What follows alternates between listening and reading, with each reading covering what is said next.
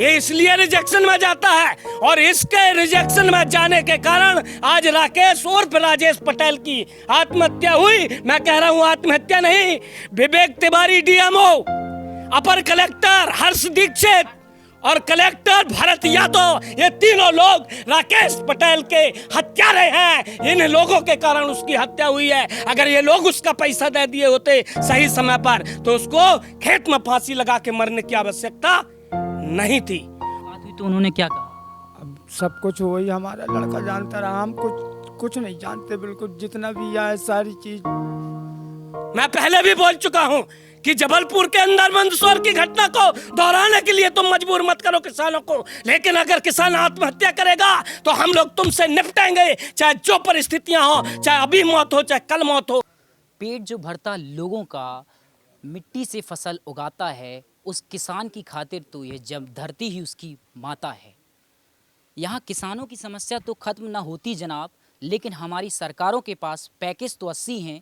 अंत में थका हारा हुआ किसान समस्या को हल करने चुनता तो रस्सी है। भारत सरकार के गृह मंत्रालय की रिपोर्ट बताती है कि इस देश में 11,389 किसान हर साल आत्महत्या करते हैं। आंकड़ों की माने तो 948 किसान हर महीने आत्महत्या करते हैं, यानी हर दिन प्रतिदिन इस देश में 31 किसान आत्महत्या करते हैं और मौत को गले लगाते हैं। वहीं बात मध्य प्रदेश की करें तो यहाँ के तत्कालीन मुख्यमंत्री शिवराज सिंह चौहान अपने आप को किसान पुत्र तो कहते हैं, लेकिन शिवराज के राज में भी लगभग हर रोज़ 3 से 5 किसान हर रोज़ आत्महत्या करते हैं। ताज़ा मामला मध्य प्रदेश की जबलपुर ज़िले की पनागर तहसील का है, जहां ग्राम पंचायत बमनौदी के किसान राकेश पटेल ने आत्महत्या कर ली। उन्होंने अपने खेत में ही फांसी लगाकर आत्महत्या कर ली। वजह क्या है, किन कारणों के कारण वह इतना मानसिक तनाव में रहता था, आइए हम बात करते हैं उन्हीं के परिवार से। आइए सबसे पहले बात करते हैं उनके पिताजी से। आपका नाम क्या है? लक्ष्मी प्रसाद। आपके बेटे ने आत्महत्या कर ली, किसान थे जो, क्या कारण थे जिसके कारण उन्होंने आत्महत्या कर ली? पैसा न आने के कारण में रिजेक्ट। उनकी धान क्या रिजेक्ट में चली गई थी? नहीं, धान का पैसा मिल गया, गेहूं का पैसा नहीं मिला। गेहूं का पैसा नहीं मिला। तो अधिकारियों से बात हुई तो उन्होंने क्या कहा? अब सब कुछ वही हमारा लड़का जानता रहा, हम कुछ नहीं जानते बिल्कुल। जितना भी आया सारी चीज रिजेक्ट में भी चला गया, और जितना भी बोलना बताना जितना भी है सब लड़के। आपके कितने बेटे थे? एक ही बेटा था। इकलौता सहारा थे आप? एक ही बेटा। उनके बच्चे कितने हैं? एक बच्चा एक बच्ची है। तो अब सरकार से आप क्या चाहते हैं? अब क्या चाहते हैं, माप जी चाहते हैं कि मिलना चाहिए भाई। लड़के बच्चे अब कौन है, हमारा तो सब कुछ चला गया, हम तो कछु के जोग नहीं रह गए। परिवार के बिलखते हुए चेहरे बता रहे हैं, और हमारे चैनल के माध्यम से हम बताएंगे ये खबर ही नहीं, एक वाकई में एक दुखद घटना है। किसी का इकलौता संतान चला जाना, और इकलौता सहारा था वह इस परिवार का। आप देख सकते हैं परिवार के गमगीन चेहरे कैसे। मेरे पास शब्दों की कमी है क्योंकि ये मामला इतना बड़ा है, और मध्य प्रदेश सरकार आप देख रहे हैं लगातार किसानों में कैसा अत्याचार हो रहा है। हम और भी यहाँ के लोगों से बात करेंगे, जिला पंचायत सदस्य उनसे बात करेंगे। क्या कारण थी जो आपके क्षेत्र के किसान ने आत्महत्या की? कारण तो ये है कि सबसे पहले हमारे किसान ने गेहूं का उपार्जन अच्छा किया, और मामला यह होता है कि जब ग्रेडर ने उसको पास कर दिया तभी तो जाके किसान की तुलाई है। अगर यहाँ ग्रेडर पास नहीं करती तो तुलाई नहीं होती। तो मैं समझती हूँ ग्रेडर को ऊपर, और उसके बाद ऊपर जब उसका माल गया तो रिजेक्ट कैसे हुआ। यहाँ से अगर रिजेक्ट हो जाता तो तौलाई उसकी नहीं होती। तो गलती यहाँ शुरुआत से ग्रेडर की थी। और फिर उसके बाद विवेक तिवारी जी से मैंने इस संबंध में, क्या बमनौदी नहीं, चाहे उर्दुआ हो, चाहे बड़ौदा सोसाइटी, नूनिया सोसाइटी हो, चाहे सिंगल दिक्की सोसाइटी हो, बाकायदा मैंने उनसे ये कहा कि मेरे किसान का गेहूँ बहुत बढ़िया है और ग्रेडर ने पास किया, उसके बाद आपने तुलाई की है। लेकिन वहाँ पे तो उनका गेम उल्टा चल रहा था कि व्यापारियों का माल, इनके जो आज ये जो हादसा हुआ है इसके नाम से व्यापारी का माल रखा गया। यहाँ पे क्षेत्रीय किसानों का ये भी आरोप है कि इसका जिम्मेदार जो है पूरा सिस्टम है, जो नीचे से लेकर ऊपर अधिकारी हैं। डीएमओ विवेक तिवारी हैं बिल्कुल बिल्कुल है। और फूड कंट्रोलर साहब भी हैं। मैंने बाकायदा हर क्षेत्र में दौरा करके बाकायदा मैंने फूड कंट्रोलर को भी फ़ोन किया, विवेक तिवारी को भी फ़ोन किया कि मेरे किसानों की गेहूं बहुत शानदार है। और कई जगह हमको विवेक तिवारी मिले तो उन्होंने कहा मैडम इसमें थोड़ा सा मिट्टी है। तो मैंने उस किसान से कहा, तो उस किसान ने उसकी उड़ावनी भी करवा दी। तो मेरा किसान कहाँ दोषी है? मैं तो समझती हूँ उनको तो ठीक है, लेकिन इस परिवार के आप देख रहे हैं कितना छोटा बच्चा है, उनकी हालत देख रहे हैं कि कैसी कंडीशन में वो लोग हैं। 2 बेटियां हैं, एक छोटा बेटा है और पिताजी एक ही इकलौता कमाने वाला बेटा था। आज उनके परिवार को मैं आपके चैनल माध्यम जो मुख्यमंत्री जी से कहना चाहती हूँ कि मेरा किसान कहाँ दोषी था? आप कहते हैं मैं किसान का बेटा हूँ, मेरे किसान का बेटा कहाँ दोषी था? और उसको मुआवजा मिलना चाहिए।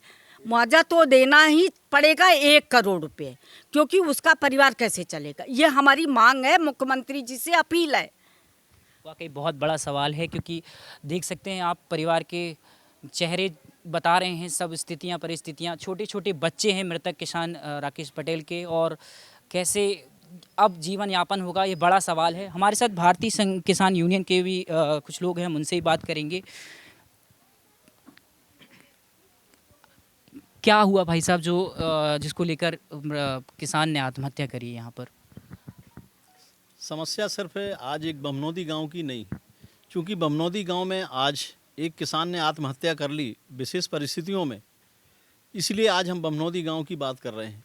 आज हमारे पूरे जबलपुर ज़िले में, ये आपको भी पूर्व में भी अवगत कराया है आपके माध्यम से, 1613 किसानों का आज भी पैसा गेहूं का, धान का, और अभी ये तो बहुत सामान्य बात है, हमारे यहाँ तो अभी पिछले वर्ष का पैसा पड़ा हुआ है धान का, 18-19 का, 18-19, 19-20 और 20-21 के गेहूं का पैसा आज भी किसानों का पड़ा हुआ है। जब ये हमारी घटनाएं हो रही हैं तब हम लोग उसको गहराई से जब जांचते हैं तो पता चलता है कि ये तो सारा पैसा हमारे किसान व्यापारियों के यहाँ से उधार लेकर के आए, अपने घर के जेवरात रख के लेके आए। कोई 5% पे, कोई 10% पे कि 15 दिन के बाद पैसा आ जाएगा, कोई 20 दिन के बाद पैसा आ जाएगा, और इस आशा में वो पैसा लेके आ गए और अपने खेती में लगातार वो लागत लगाते जा रहे। एक फसल में लगाई, दूसरे में लगाई और तीसरे में। जब हम उनके ऊपर कर्ज का बोझ इतना बढ़ गया कि जब उनसे लोग अब उल्टा तगादा करने लगे, तो शासन तो कोई मदद कर नहीं रहा कि उनका समय पे पैसा मिल जाए तो वो जिनसे लिया उनका वापस कर दे। और इसी तनाव में, इसी दबाव में आकर के किसान लोग आत्महत्या की तरफ आगे बढ़ रहे हैं। और जैसा आपके पास भी तमाम सारे रिकॉर्ड उपलब्ध हैं केंद्र शासन के भी, जो आंकड़े हमारे सामने आए हैं कि आज 3 किसान प्रतिदिन अगर औसत हमारे आत्महत्या कर रहे हैं, तो इस बात से अनुमान लगाया जा सकता है कि शासन किस बात को लेकर के इतना जागरूक है जो किसानों के हित में काम करें। आज आप देखिए कितनी मेहनत करके किसान लोग अपना काम कर रहे हैं, अपना परिवार का पालन पोषण कर रहे हैं, और ये पालन पोषण तो सिर्फ एक परिवार का सामान्य तौर पे कर रहे हैं। आज आप देखिए कि पूरे देश में लोगों का पेट भरने का काम कर रहे हैं, उनके तरफ किसी का ध्यान नहीं है। आज पूरे कोरोना से पूरा देश प्रताड़ित है, और विदेश क्या, पूरा विदेश प्रताड़ित है, पूरे वैश्विक ये बीमारी बनकर रह गई है। लेकिन सरकार में कहीं नज़र आती कि ये बीमारी है। हमसे लोग बोलते हैं आप मास्क लगा के नहीं आए। कल के समाचार पत्र में छपा हुआ है वो पत्रिका में कि कल आप लोग इतनी संख्या में लोग आए और सोशल डिस्टेंसिंग का पालन नहीं किया है। मुझे लगा कि हमने कहीं गलती की है, लेकिन क्या गलती की है? रोज़ सरकारें बन रही हैं, बिगड़ रही हैं, उनको सोशल डिस्टेंसिंग नहीं, जो जिम्मेवार लोग बैठे हैं वहाँ पर रोज़ बैठ रहे हैं, गाड़ियों में जा रहे हैं, एरोप्लेन में जा रहे हैं, बसों में जा रहे हैं, कारों में जा रहे हैं, होटलों में ठहर रहे हैं, उनको कुछ नहीं करोना। हमारे साथ में सारी चीज़ों की डिस्टेंस, और वो डिस्टेंस ऐसी बना के रख दी कि आज हमारा किसान आत्महत्या करने पे बेबस हो गया। और मैं तो लगातार अभी पिछली बार भी कलेक्टर साहब से बोल के आया था कि आप बेबस कर रहे हैं किसानों को, ये कोई ना कोई हमारे साथ में अप्रिय स्थिति निर्मित होना ही है। और वो आज हमारे आंखों के सामने आ गई। हमने बार बार शासन को चेताया, लेकिन शासन के जू नहीं रहेंगी। आज शासन ने क्या किया? विवेक तिवारी को सस्पेंड करने का आदेश बोला था, विचाराधीन है कमिश्नर के पास। ये बात करी तो मैं बीच में इंटरप्ट करना चाहूँगा। जबलपुर कलेक्टर भरत यादव से हमारी चैनल के माध्यम से बात हुई थी, तो उन्होंने मृतक किसान को किसान मानने से मना कर दिया। कि उनका कहना है कि किसान के नाम पर कोई भी ज़मीन नहीं है, उनके पिताजी के नाम पर किसान की ज़मीन है। उनके बयान में ये थे, उन्होंने अपनी बाइट में ये दिया, जिसको हमने अपने चैनल के माध्यम से खबर में लिखा है। मैं कलेक्टर साहब के उस कमेंट्स के ऊपर कहना चाहता हूँ कि किसान शिवराज जी अपने आप को किसान पुत्र बोलते हैं, और वो हमारे प्रदेश के मुख्यमंत्री हैं, और उनके अधीनस्थ कलेक्टर साहब काम कर रहे हैं। उनको कलेक्टर साहब को आपके माध्यम से बताना चाहता हूं कि वो उनको आप पूछिएगा कि एग्रीकल्चर का जो एमपी लैंड रेवेन्यू कोड में कृषक की परिभाषा क्या है, डेफिनेशन क्या है, what is the definition of cultivator. उस व्यक्ति को शर्म आना चाहिए कलेक्टर को। आज कलेक्टर को आपके सामने यहाँ होना था जहां हम बैठे रो रहे सब लोग। अगर इस तरीके की वो इतनी हल्की बात कर रहे हैं तो वो मैं तो ऐसा मानता था कि कलेक्टर भी किसी किसान पुत्र का बेटा है, क्योंकि जब हम फर्स्ट टाइम इंट्रोडक्शन में गए थे उनके पास तो ये कहते थे कि मैं भी किसान परिवार से हूँ। लेकिन शर्म आती है कि जो एक राजस्व अधिकारी ये कहता है कि वो किसान पुत्र नहीं है। किसान पुत्र की परिभाषा क्या हम आपके माध्यम से पूरी बताना पड़ेगा? कहना आप MPLR कोड के सेक्शन में देखिएगा, किसान परिवार में कौन किसान कहलाता है और कौन नहीं कहलाता है, उनको सारी चीजें समझ में आ जाएंगी। और अगर वो नहीं कर रहे हैं, उनका पूरा बयान ये था कि उनके पिताजी के नाम पर जमीन है, लेकिन कल्टीवेटर की डेफिनेशन में कौन है? कल्टीवेटर जो कृषक है, कृषक की परिभाषा में आता है जिस व्यक्ति के नाम पर भूमि है। जो व्यक्ति के नाम पे अगर भूमि नहीं है वो कृषि करता है। अगर वो व्यक्ति कृषि करता है, अगर वो भी नहीं कर सकता, किसी के माध्यम से करवाता है, तो वो भी कृषक की परिभाषा में आएगा। वो उन कृषकों की बात कर रहे हैं जो विधानसभा और लोकसभा के अंदर फर्जी कृषक बन करके बैठे हैं और उनके नाम पर जमीन है, और टोटल इनकम टैक्स का एग्जम्पशन पाने के लिए, उसकी टैक्स की बचत करने के लिए, और अपने आप को किसान पुत्र बताते हैं विधानसभा और लोकसभा के अंदर बैठ के। और ऐसे IAS और IPS अधिकारियों की यही हालत है। आज किसान तबाह है, किसान लड़ नहीं सकता, झगड़ नहीं सकता है, किसी से कुछ कह नहीं पाता है, शालीनता से इस देश की सेवा करने का काम कर रहा है। हमारा गांव में मरेगा तो किसान का बेटा, देश की सरहद पे मरेगा तो किसान का बेटा। किस व्यापारी का बेटा मरा, किस नेता विधायक और सांसद का बेटा मरा, कभी आपने सुना? उसका लड़का कभी फांसी लगाया? कभी उसका बेटा कभी सरहद में जाकर के सीमा पर चाइना में कोई अभी किसी विधायक सांसद का बेटा मरा? नहीं मरा। किसी कलेक्टर का बेटा मरा? नहीं मरा। मरा तो किसान का बेटा, मरा तो गांव का बेटा। वही जाके सरहद पे लोगों की सुरक्षा का काम करते हैं, देश की सुरक्षा का, और वही गांव के लोग देश के लोगों का पेट भरने का काम करते हैं। मैं ये कहना चाहता हूं कलेक्टर साहब से कि वो किसान का बेटा नहीं था। उसका जो पैदा किया हुआ अनाज है ना, उसको तुम मत खाना। तुमको जो पेमेंट मिलती है रुपयों में, उसको खा के अपना घर चला लेना और अपने आप को जीवित रख लेना। तब आप बोलना, तब पता चलेगा कि किसान के बेटे की परिभाषा क्या होती है।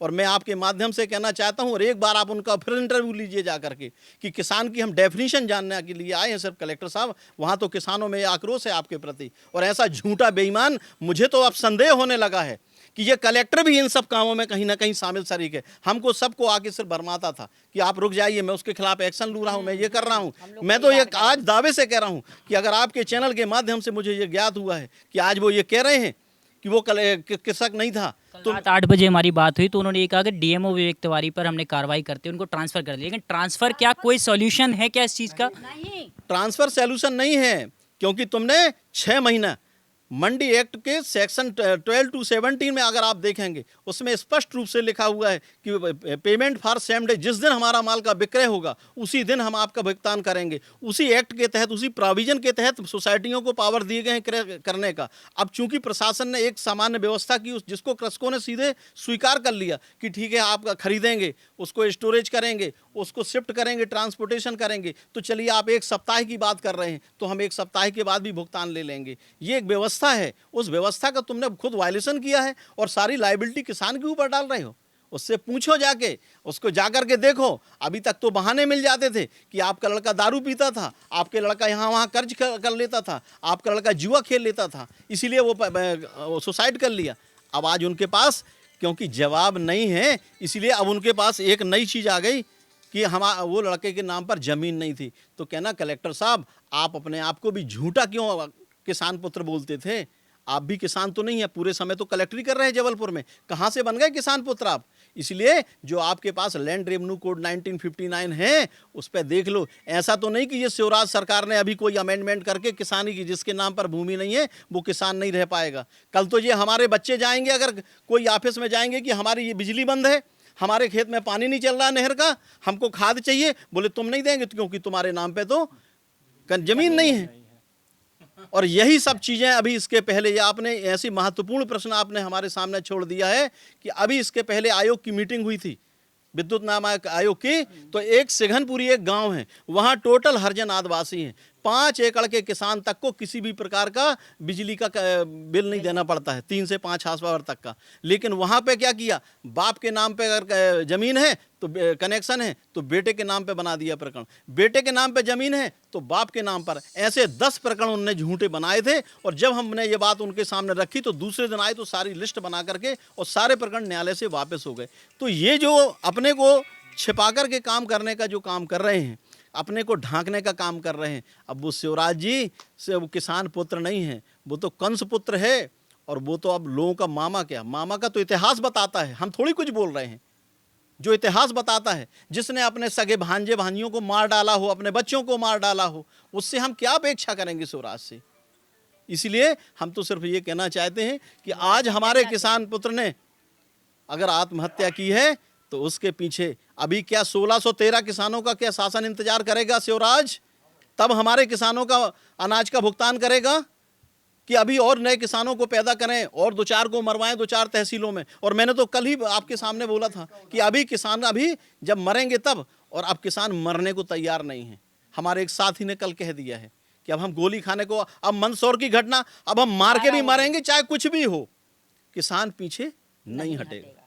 देख सकते हैं साफ तौर किसानों पर आक्रोश है और उन्होंने बोल दिया कि किसान बिल्कुल भी पीछे नहीं हटने वाले हैं और वे अपनी मांगें पूरी करा कर रहेंगे। और भी किसान, ये जो किसान ने आत्महत्या करी है तो आपको कहीं ना कहीं नहीं लगता कि मध्य प्रदेश के मुख्यमंत्री शिवराज सिंह चौहान अपने आप को कृषक पुत्र, किसान पुत्र कहते हैं, लेकिन ये फर्जी किसान पुत्र हैं क्योंकि किसानों के हितैषी तो ये सरकार लग नहीं रही है मुझे। श्रीमान जी, मैं तो लगातार 2 वर्ष से किसानों की जो पीड़ा है उससे जूझ रहा हूँ। पहले तो इन्होंने कोरोना के लॉकडाउन में घास डालने जाने वाले गाय को, जो घास डालने गया था किसान, उसको मार कर के पुलिस ने हत्या कर दिया। ये जबलपुर का ही प्रकरण है। उसके बाद आपके सिंघौद सोसाइटी में जो घोटाला उजागर हुआ वो दूसरा प्रकरण था। तीसरा प्रकरण मझौली सैलोबैग में तहसीलदार अनूप श्रीवास्तव ने लाठी से 20 लोगों को, किसानों को मारा रात में 12 बजे। और ये चौथा प्रकरण है।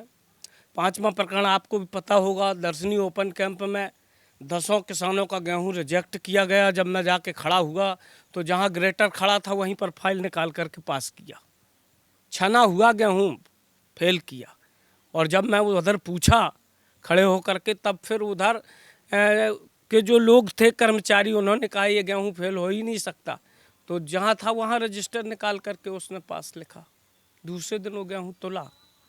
और ये चौथा प्रकरण, 5वां प्रकरण है ये राकेश पटेल का, बमनौदी तहसील पनागर जिला जबलपुर, कि जिसको पैसा गेहूं का ना मिलने के कारण आत्महत्या करना पड़ी है। ये चौथा प्रकरण है 3 महीने के अंदर। तीसरे महीने में ये 5वां प्रकरण हो रहा है। और मैं 2 साल से लगातार कलेक्टर भरत यादव से मिल रहा हूँ। मुझे पता है कि भरत यादव कलेक्टर नहीं है। भरत यादव का जो कलेक्टर है वो विवेक तिवारी डीएमओ है। जो विवेक तिवारी डीएमओ बोलता है वो कलेक्टर भरत यादव करता है। जब भरत यादव आए थे पहली बार जबलपुर में, जब उन्होंने चार्ज लिया था कलेक्टर का, उसके दूसरे दिन मैं जाकर के किसानों के 360 किसानों के आवेदन का ज्ञापन दिया था कलेक्टर को। तब मेरे सामने बुला करके मिलर को, डीएमओ को और जादौन साहब थे जो कंट्रोलर, उनको बुला करके भरत यादव ने कहा था डीएमओ से कि मैं, अगर तुम 3 दिन के अंदर इनका भुगतान नहीं करोगे तो मैं तुम्हारे ऊपर कार्रवाई कर दूंगा। ये डीएमओ से कहा था कलेक्टर भरत यादव ने। फिर 3 तारीख थी, कौन सा महीना था ये ध्यान में नहीं आ रहा मुझे, जब कलेक्टर ने सारे किसानों की मीटिंग अपने हाल में ऊपर बुलाई थी और कलेक्टर ने कहा था कि पौड़ा और तलाड़ सोसाइटी के पूरे किसानों का भुगतान 1 सप्ताह के अंदर 1750 रुपये के रेट का हम भुगतान कर देंगे।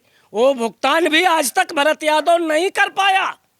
उसके बाद इस साल की धान का 1613 किसानों का आज तक भुगतान नहीं किया। और गेहूं के भी हमारे कम से कम 200 से अधिक किसान हैं जबलपुर जिले में जिनका आज तक भुगतान नहीं हुआ। मैं कहता हूं कि अगर भरत यादव तुम अपने आप को किसान पुत्र कहते हो, शिवराज सिंह अपने आप को किसान पुत्र कहता है, तो तुम लोग किसान पुत्र कहने की परिभाषा सीखो। तुम कहाँ से किसान के पुत्र हो गए? अगर तुम किसान के पुत्र होते तो गेहूं और धान रिजेक्शन में जाने की कोई आवश्यकता है ही नहीं। कैसे है मुझे बता सकता है कोई? जब इनका सर्वेयर पास किया, तहसीलदार, एसडीएम, पटवारी, आरआई, सारे लोग पूरा का पूरा अमला लाल बत्ती गाड़ियां लेकर के सोसाइटी ये घूमते हैं, तो इनके चश्मा फूट गए थे, आंखें फूट गई थी क्या? इनको नहीं दिखा उस समय कि गेहूं खराब है, कि धान खराब है, कि ये रिजेक्शन की धान है? उसको तौल कैसे लिया, इनने पास कैसे कर लिया? डीएमओ भी चारों तरफ घूमता रहा पूरे जिले में, तो वो क्या करता रहा? मैं आपको बताना चाहता हूं कि डीएमओ के माध्यम से ये सारे अधिकारी, कलेक्टर सहित सारे लोग लाच खा रहे हैं किसान की। जो कमीशन किसान से लिया जा रहा है 2 किलो प्रति क्विंटल, उसमें ये पूरे लोग इन्वॉल्व हैं। और उसके बाद जब धान और गेहूं बियर हाउसों के अंदर होता चला जाता है, और जब आखिरी बचता है, जब कम मात्रा में गेहूं और धान बचता है, तब इनके पास कमीशन आना बंद हो जाता है।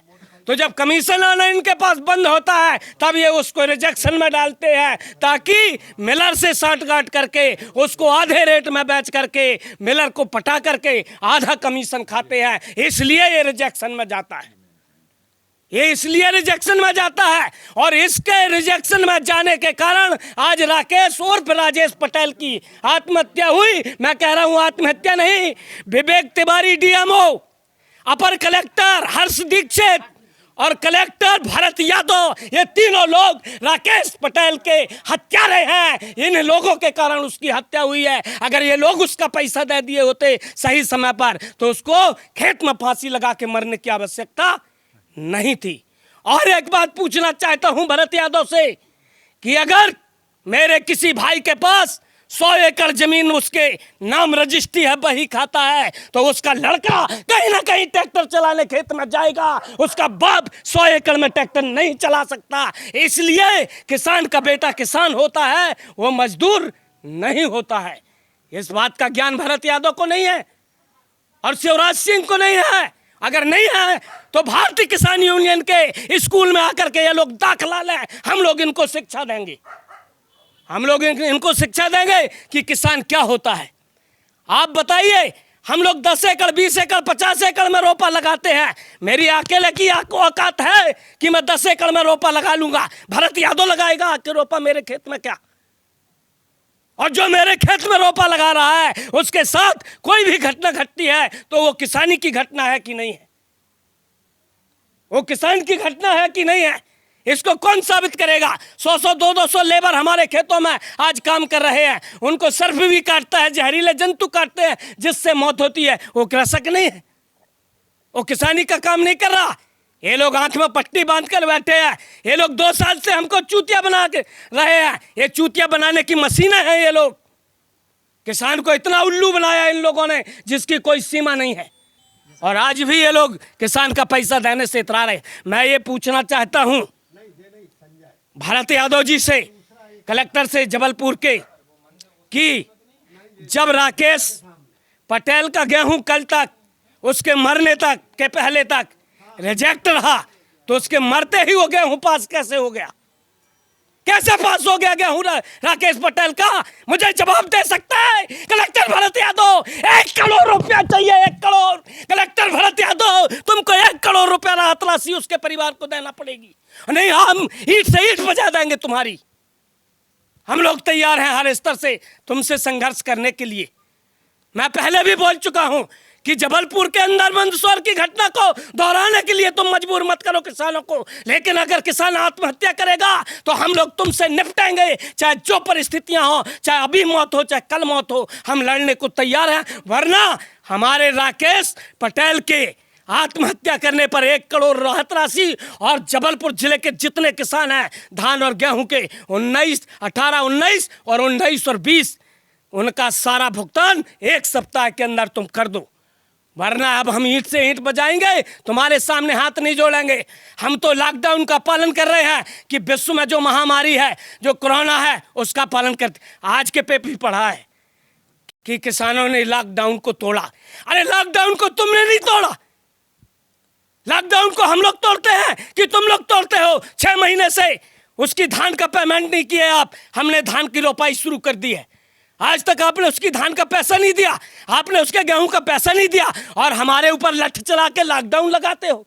शर्म आना चाहिए तुमको हमारे ऊपर लॉकडाउन लगाने में। कोरोना काल बहुत वैश्विक महामारी है और पूरा विश्व परेशान है और पैसे को लेकर तंगी है। और यहाँ जबलपुर के सैकड़ों किसान, लगभग 600 से ऊपर किसान हैं, 1614 किसान हैं, और उनके खाते पर पैसा नहीं आया हुआ है, जो कि पिछले साल का है। तो सरकार विशेष तौर पर ध्यान दे। और किसानों का साफ आरोप है कि इसमें डीएमओ विवेक तिवारी, जबलपुर कलेक्टर भरत यादव, हर्ष दीक्षित, ये सभी इसमें जिम्मेदार हैं। इन पर तुरंत मध्य प्रदेश सरकार कार्रवाई करे। और आप देख सकते हैं इन्होंने जो मृतक किसान हैं उसके परिवार की सहायता राशि 1 करोड़ रुपए मध्य प्रदेश सरकार से मांग की है कि अब कैसे चलेगा। वाकई बड़ा सवाल है, उनका परिवार कैसे चलेगा। उनके छोटे छोटे बच्चे हैं, उनका परिवार आप देख सकते हैं, क्योंकि इकलौता सहारा थे, वो अपने परिवार का इकलौता सहारा थे। और आप देख सकते हैं कि किसान यूनियन के यहाँ पर जितने भी लोग हैं, उनका साफ तौर से ये कहना है कि किसान कहीं भी पीछे हटने वाला नहीं है। वे ईंट से ईंट बजा देंगे और ज़रूरत पड़ी तो मध्य प्रदेश की जो मंदसौर घटना हुई थी, गोलीकांड हुआ था मंदसौर का, वो दोबारा करने को भी तैयार हैं। क्योंकि आपको बता दें, मंदसौर गोलीकांड वही है जिस पर शिवराज सरकार जब दोबारा चुनाव लड़ती है तो शिवराज सरकार सत्ता से बेदखल हो जाती है, क्योंकि किसानों का आक्रोश पूरे मध्य प्रदेश की सरकार का कायापलट कर देता है। तो आप देख रहे थे, हमारी ये खास रिपोर्ट थी जबलपुर ज़िले के पनागर तहसील की ग्राम बमनौदी का, जहां पर मृतक बमनौदी यहाँ पर ग्राम बमनौदी के राकेश पटेल हैं, जो किसान, उन्होंने आत्महत्या कर ली है अपने खेत में ही। और लगातार वे सिस्टम्स और सरकार के जो नुमाइंदे हैं उनको लेकर परेशान थे। लगातार वो अधिकारियों से गुहार लगा रहे थे कि उनका हक, जो पैसे का जो है, धान का पैसा है, गेहूं का पैसा है, वो उन्हें दिया जाए। तहसील के बमनौदी गांव में किसान राकेश पटेल ने अपने खेत में फांसी लगाकर आत्महत्या करी, क्या कारण बताया? ये दिनांक 11/7/20 को दोपहर थाने में सूचना प्राप्त हुई थी कि राकेश पटेल ने खेत में फांसी लगा ली। सूचना पे तत्काल मौके पे गए बमनौदी में। पता चला कि बमनौदी से करीब 4 किलोमीटर दूर एक गांव है बढ़ैया खेड़ा, जहां बढ़ैया खेड़ा में लक्खू ठाकुर है। तो लक्खू ठाकुर के खेत में खेत की मेड़ में आम का झाड़ है, उस झाड़ में इसने फांसी लगा के ख़त्म हो गया। जब तक हम लोग मौके पे पहुंचे तो परिवार वालों ने इसको फांसी से नीचे उतार लिया था। हमारे पंचनामा कार्रवाई की गई, सबसे पूछताछ की गई। जिन्होंने कोई मृत्यु का कारण तत्काल में शोकाकुल होने के कारण किसी ने कुछ नहीं बताया, और पंचानों ने इसकी भी राय ली, जो पंचानों ने बताया कि फांसी लगा के मृत्यु हुई है। लोगों ने ये जरूर बताया कि दूसरे गांव के किसानों से 50 एकड़ 100 एकड़ ज़मीन सिक्किमी में लेता था, उस सिक्किमी में करता था, और इसकी भी कुछ खेती है, पिताजी के नाम पे है। अभी मृत्यु का कारण ज्ञात नहीं हो पाया है। ये कह रहा था कि जो बटाई और सिकमी जो चलता है उसमें वे ज़मीन लिया करता था। हाँ। लेकिन उनके परिवार के जो लोग हैं, उनका गंभीर आरोप है कि कहीं ना कहीं जो गेहूं का पैसा है वह नहीं आया है, और जिसका जिम्मेदार उन्होंने डीएमओ विवेक तिवारी और अधिकारियों को इसका जिम्मेदार ठहराया है कि उन लोगों ने इनकी पेमेंट रोकी थी, जिसके कारण वो मानसिक तनाव में रहता था और उसने फांसी लगाई। क्या उन पर कार्रवाई होगी? ऐसा उन्होंने पुलिस को नहीं बताया है। पुलिस ने बार बार पूछा है, मैंने पूछा है, अधिकारियों ने पूछा है, उन्होंने नहीं बताया। अगर ऐसा है तो उन पर कार्रवाई होगी, बराबर होगी। अगर वो कहीं से प्रताड़ित था तो निश्चित कार्रवाई होगी। लगातार लोगों का ये कहना है, गांव वालों का भी कहना है कि वह कहीं ना कहीं ये जो पेमेंट नहीं आया गया उनको, उसी को लेकर परेशान रहता था, और उसने भी लोगों से बात करी है। हम भी ग्राउंड में वहाँ गए हुए थे, वहाँ पर भी लोगों से बात करी है। हाँ, तो होगी, कार्रवाई होगी। अच्छा, अभी मामला आपका की जांच कहाँ तक पहुँची? आपकी जांच अभी तक जो है, कभी पीएम रिपोर्ट भी आप प्राप्त है, पीएम रिपोर्ट अभी तक नहीं अभी पीएम रिपोर्ट नहीं मिली है। पीएम रिपोर्ट प्राप्त है अभी। 11 जुलाई को आत्महत्या हुई थी। हाँ हाँ हाँ। पीएम रिपोर्ट में कितना समय क्या लगता है कि 1 हफ्ता भी लग जाता है, 15 दिन भी लग जाता है ना। और अभी परिवार वाले उतने ज़्यादा मतलब गंभीर स्थिति में है, मतलब उतना ज़्यादा नहीं बोलते हैं, और जैसा भी वो बताएंगे वैसी वैधानिक कार्रवाई होगी। सर, जबलपुर जिले के पनागर तहसील के ग्राम पंचायत बमनौदी में किसान हैं जो राकेश पटेल, उन्होंने अपने ही खेत में आत्महत्या कर ली, फांसी लगाकर आत्महत्या की है। क्या कारण है उनके? कल हम लोगों को निर्देश मिले थे मौके पर जाके जांच करने के, तो मौके पर हम लोग अनुभागीय अधिकारी महोदय और सहकारिता के अधिकारीगण भी पहुँचे थे। उनके द्वारा मौके पर जो अपन राजस्व रिकॉर्ड के आधार पर जांच की गई, तो राकेश के नाम से कोई ज़मीन नहीं थी। जो भूमि निकली वो लक्ष्मी प्रसाद पिता अनारी लाल, उनके पिता के नाम से ज़मीन थी, वो लगभग 5 एकड़ ज़मीन उनके पास थी, और राकेश के नाम से कोई ज़मीन नहीं पाई गई। और जांच क्यों उन्होंने आत्महत्या की, तो पुलिस अपनी जांच के बाद बता पाएगी कि क्यों उन्होंने आत्महत्या की, क्या कारण था। जो हम लोगों से संबंधित थी जांच हम लोगों ने। सर, उनके परिवार का यह आरोप है कि उनका जो धान का पैसा था पिछले साल का, वह नहीं आया, और उसको लेकर उन्होंने डीएमओ विवेक तिवारी पर गंभीर आरोप लगाए हैं, और नीचे से ऊपर तक सभी अधिकारियों को भ्रष्ट बताया, और इसके कारण उन्होंने आत्महत्या कर निर्णय लिया। अब आत्महत्या के क्या कारण थे तो अपन नहीं बता सकते कि क्या कारण थे, वो तो पुलिस जांच करेगी, जो भी कारण निकल के आएंगे वो उनकी जांच के बाद ही पता चलेगा, जो भी जांच होगी। और इनके पिताजी के नाम से जो धान का इन्होंने विक्रय किया था, उसका भुगतान 21/2/2020 को 1,59,720 रुपये का इनका भुगतान हो चुका है। अभी इनका जैसे कि जानकारी मिली कि गेहूं का नॉन एफएक्यू था, उसको अपग्रेड करवा दिया गया है, उसका कुछ राशि उसकी बकाया है। उनका 141 कट्टी गेहूं का पैसा नहीं आया है, जो कि लगभग 70 क्विंटल। इसकी बहुत डिटेल जानकारी कोऑपरेटिव वाले दे पाएंगे। किस सोसाइटी का मामला है सर, बता सकते ये हैं? नुनिया कला सोसाइटी का। नुनिया कला, कोना कोनी, नुनिया कला सोसाइटी केंद्र कोना कोनी, ठीक। चूँकि मैं अभी हाल में ही पदस्थ हुआ हूँ, मुझे 4-6 दिन हुए हैं, तो अभी चूँकि मेरे सामने मामला है तो जाके जांच की। तो मामले में सर और कार्रवाई होगी? अब और कार्रवाई जिस विभाग से संबंधित है वो कार्रवाई कर रहे हैं, कार्रवाई करेंगे, जो भी विधि अनुसार कार्रवाई होगी वो करेंगे। आप देख रहे थे खास रिपोर्ट जबलपुर से शशांक तिवारी, कैमरामैन शुभम शुक्ला के साथ द लोक नीति, भोपाल।